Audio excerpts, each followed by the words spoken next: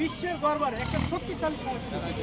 আমরা যদি সেটাকে চর্চা করি এবং বহির্বিশ্বের সামনে তুলে ধরি, তাহলে আমাদের বাঙালি জাতির যে সম্মান সর্বশিখরে যাবে, এটা কোনো প্রশ্নবিদ্ধ থাকবে না।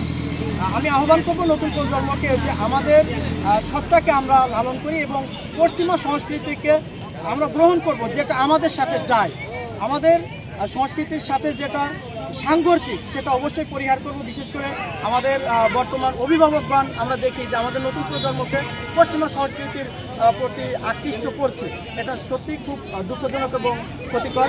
প্রতিবারই আমাদের হেভি গ্রুপ ফাউন্ডেশন ঝিনাইদহে এই বিভিন্ন জাতীয় দিবসে এই সিম্বলগুলো করে থাকে।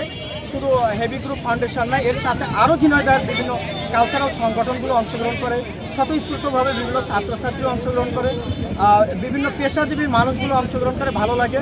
আমি আহ্বান করব নতুন প্রজন্মের প্রতি, বিশেষ করে যে দেশপ্রেম, দেশের প্রতি কর্তব্য, এই যে ভালো লাগা, ভালোবাসা বা একটা আত্মতৃপ্তি, আসুন আমরা একসাথে সবাই কাজ করি। ধন্যবাদ।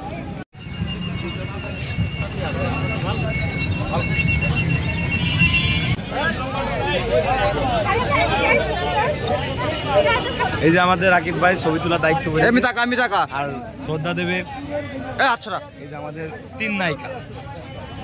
আহা 3 জনের টাকা দিন একটু।